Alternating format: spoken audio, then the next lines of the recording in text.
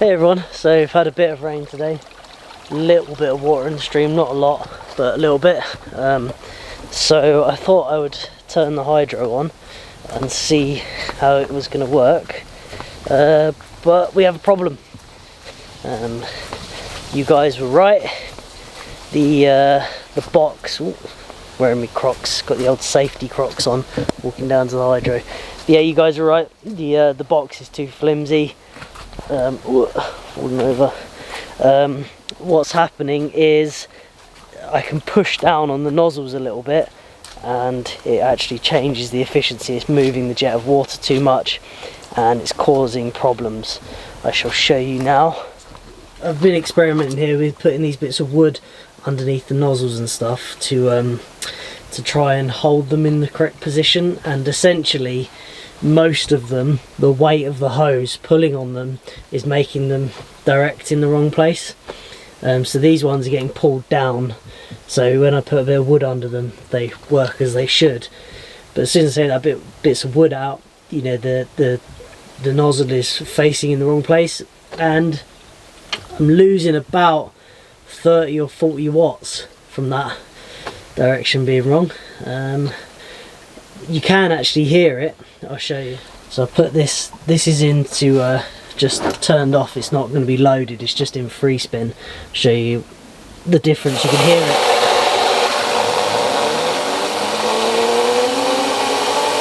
So this nozzle is getting pushed up by this hose, so I think, yeah, it's getting pushed up. So listen to that. Now if we push on it,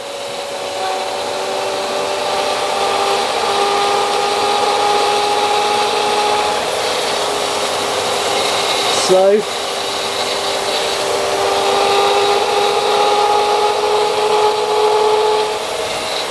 So yeah, you can see the issue. I can't be bothered to go and set up actually showing you exactly how much it is, but it's about 30 watts on each nozzle. It adds up, it's not right. I was hoping to be able to use this box. This box is great, by the way. I'm not having a go at the box. It's perfect for smaller nozzles and a smaller system. You know, with smaller hose it would be fine, but for this system it's not going to cut it, so we're going to make a box. I was trying to prototype this system to keep it a bit cheaper without having to make a custom box, but not going to work. We've got to make a box, so that's what we're going to do. We're going to keep the top and everything, but we're going to make a new box for it.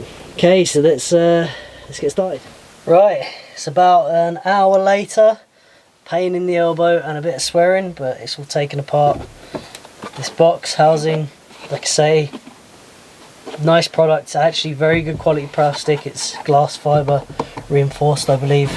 Good quality and actually a very nice design and versatile, but just not the right thing for this. It's just too flimsy. Had originally thought of making a box in the future, but because I didn't have really the best weld of stainless steel and everything, I decided against it. But my stainless welding has gone better, and I think we're gonna make a box. A lot of you suggested that in the comments, and you're right, I should have done that from the start. Right, we're gonna make the box out of 5mm thick stainless plate. Didn't come cheap. It was about, I think it was 75 quid, this sheet. This will make the whole box though. Well, actually, about half of this will do the box. But it was on eBay at this size, so I bought it. 5mm, should be very thick. Should be very strong, I mean, once it's made into a box. So yeah, cut out some pieces here, some bits of paper, some templates. So we got one that's 250, one that's 260. They're going to overlap 20-degree sides. That's the angle you require for a Turgo, because say the Turgo's here, the jet comes down at like a 20-degree angle.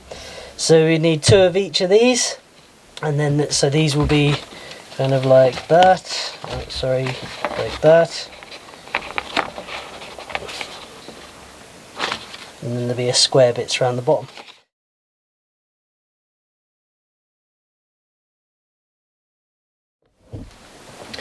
So yeah, there's one piece. Oh, I forgot to take that off the back. I wonder what the smell was. Yeah, Turned out really well, really straight. A grinder can actually be a very precision tool if you go easy, if you're really careful. You can actually get very, very close cuts, and then really you can just finish them off with a file almost. Just a quick buzz, knock off the edges. Can be very, very, very accurate.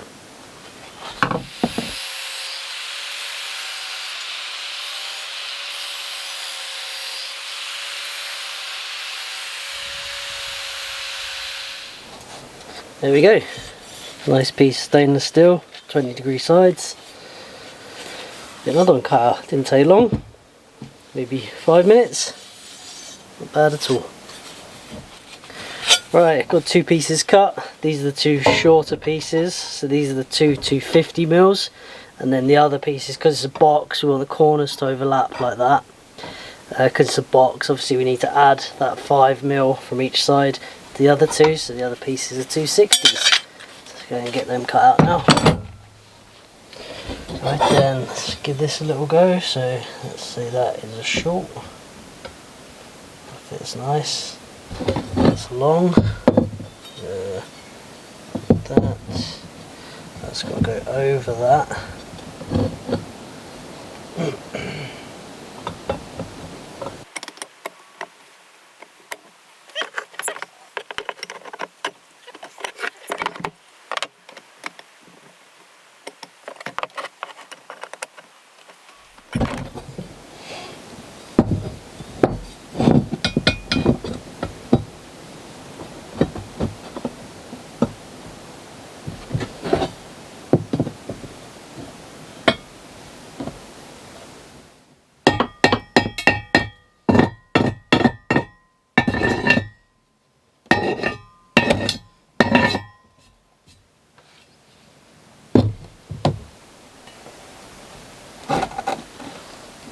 Right, there we go. That's the 20-degree sides done. Well, tacked up anyway. Just do a bit of grinding, a few little overhangs where they're not perfect, where I didn't cut them to the perfect length. That's fine, we'll just grind them off now. The angles are right. I was very careful making sure I was getting the angles right each time. They're really good, perfect 20 degrees on all sides. So I'm pleased with that. There it is, ground, roughly. Just give it, so we got nice surfaces to weld to.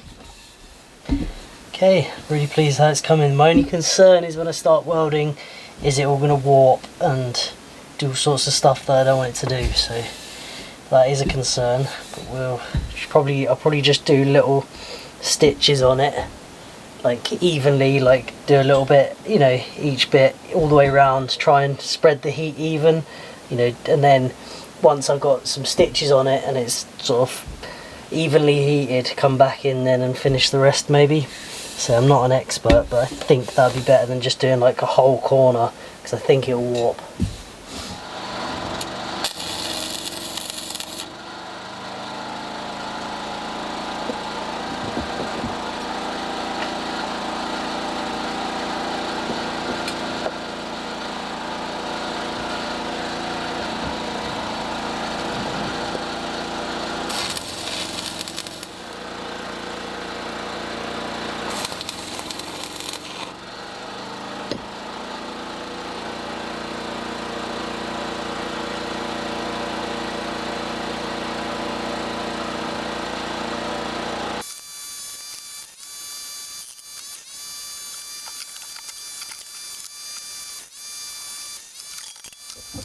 Okay, all tacked up.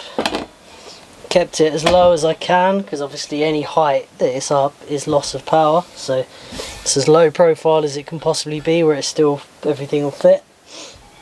Yeah, very pleased. It's gonna be real rigid, so we've got to do final welding and grinding and stuff, but I'm just gonna do some fitting and make sure, well, basically that everything's gonna work first. Yeah, let's have a fiddle around and then we'll see if we can finalise the welding.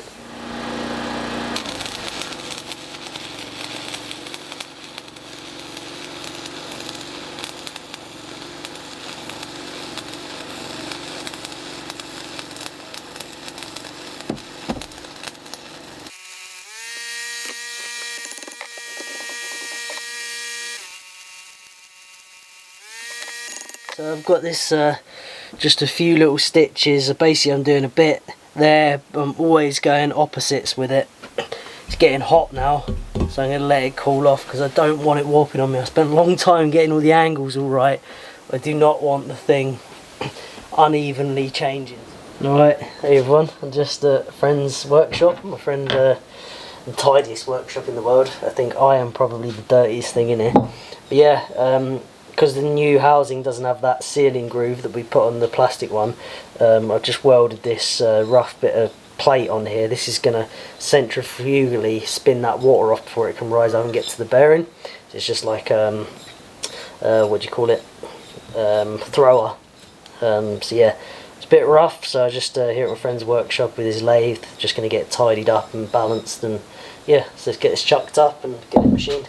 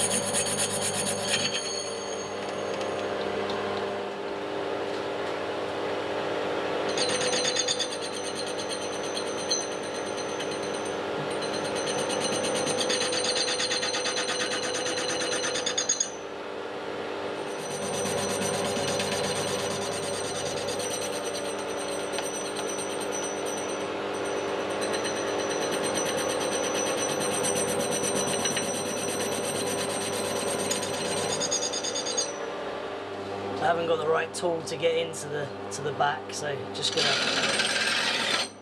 file off those welds a bit.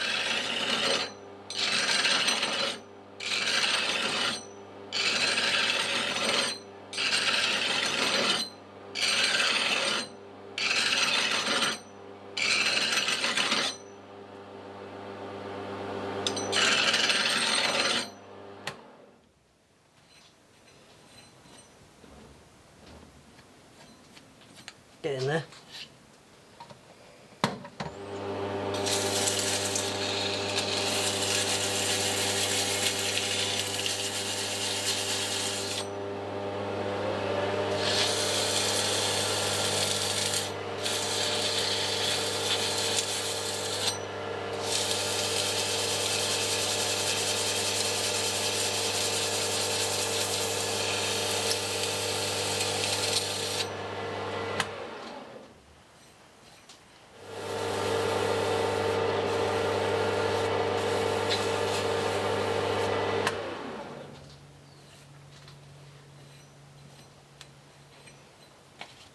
There we go, all done, nice and straight, true, shined up a little bit, manually filed off the welds a little bit. That should be pretty good for our job, should be pretty balanced. So that's the shaft comes down through here, and then any water that finds its way to the top, because this is spinning, will get thrown off. That's the idea. So yeah, pleased. So the final job here is just to drill out this this nozzle a little bit. The one that has ended up being just a little bit too small. So we're going from 6mm to 8mm on it. Just going to drill it because I haven't got a boring bar. It should be fine. Okay.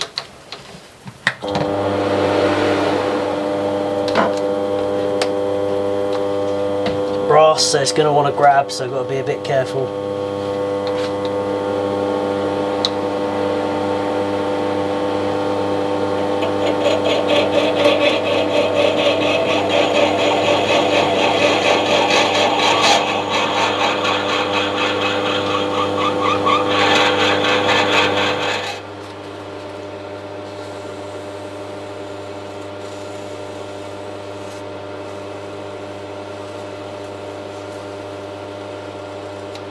And there they are, came out quite nice surface finish on it. So yeah, so like I say, that'll spin the water off. Any water that gets to the top get thrown off. And we just drilled out that nozzle a little bit, make it a little bit bigger.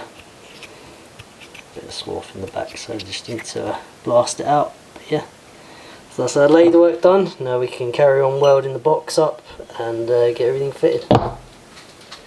And there it is, look, fitting lovely. It's really a perfect fit. It's right down, butted down where it's supposed to be. We've made this the same thickness as the old box, so like there's just a tiny bit of clearance under there just so it doesn't rub. Yeah, so that is perfect. Okay, very pleased with that. That'll fling any water that gets up there is going to get flung off. Brilliant. So there we are then, all back together, fitted, very pleased with it. Looks good, nice professional looking job. And that's going to throw that water off and not allow it to get up into our bearings.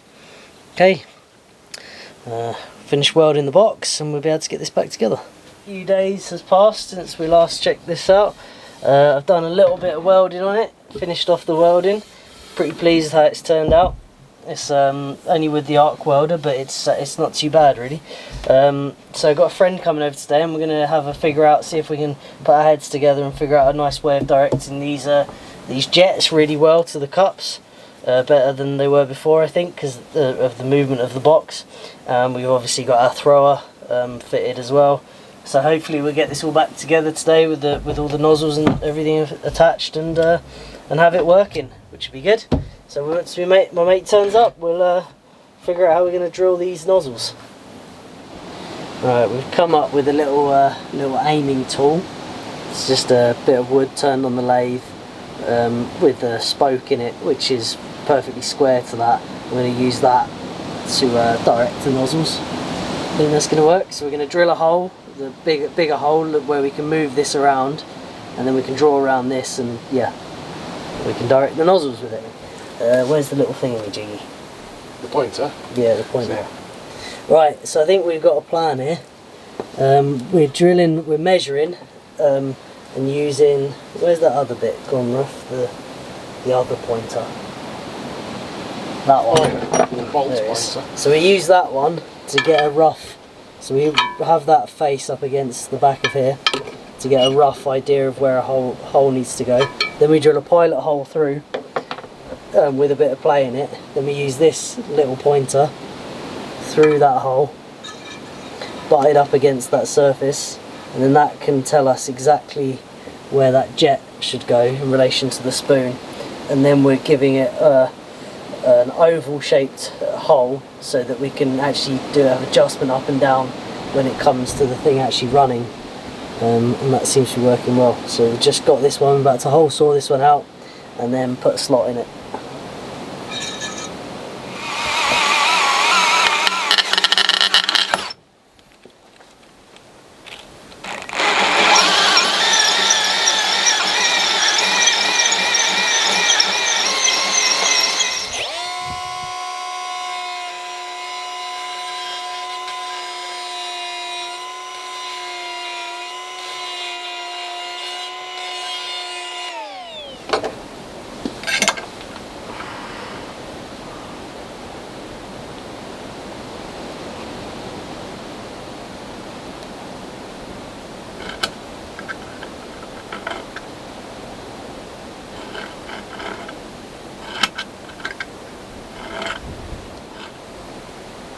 So yeah, we're going to have 5mm adjustment on either side of where we want to go, so we can fine tune that once it's actually spinning around.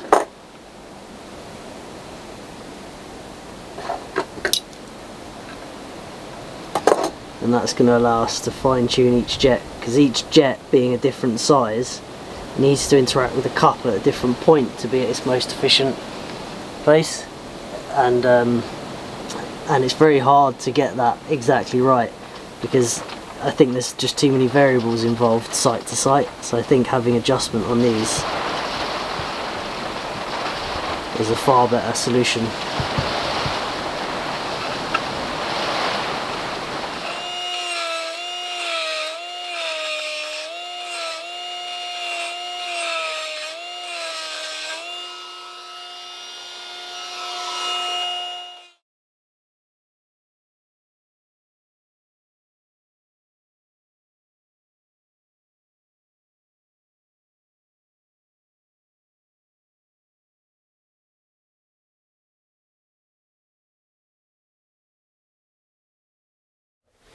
Right, it is back together. It's all our nozzles pointing where they should do. Awesome. So now I'm just going to put the fitting on the side of it, and then Raf's going to help me carry it down there because it's just too heavy now to move on my own really. It's probably getting up 45 kilos, something like that. Okay, do the last bits, we're going to fit. And there she is. What a beast. And that's proper now. These aren't going anywhere. There's no movement in these at all now. Really strong. Perfect. And I have the adjustment on them. Made myself a little spanner. Raf's idea. So then I can just wiggle, you know, undo them a little bit, and then wiggle it up and down. Get, you know, watch it, see as the efficiency goes up or down, and then set it to where it's going to work the best. So yeah, really pleased. So now we've got to carry this beast down there, and it's quite a long way and very rough. Yeah, we'll do it. Okay, hey everyone, we've had a load of rain as you can see, and the turbine's in and it's running. I've had charge controller issues, but I can tell you, I'm not going to give too much away, but I can tell you it's currently working as expected and as we want it to. It's making about 400 watts at the moment, but because of the charge controller issues, it's not running quite as it should. It should be running about another 30 volts higher voltage, so I expect to see that efficiency go right up after that. But yeah, it's working really well. See, it's all spinning. The valves work, I just do them manually for now. So the next job is to get in here, tidy up, run the wires properly, sort out the charge controller issue, and once we have that sorted, we can do a proper test and we'll see how much this thing can produce. My guess, from seeing what I'm seeing at the moment, about 550 watts, I think, at full bore, maybe a little bit more. Like I say, at the moment it's running about 400 because the charge controller isn't finding the right voltage. It's a problem I had before, and I'm having it again. I've ordered some really big capacitors, and we're going to try MPPT charging via some really big capacitors and see if we get closer to the correct voltage range to run the turbine out. Okay, so hope you enjoyed the video, and thanks for watching.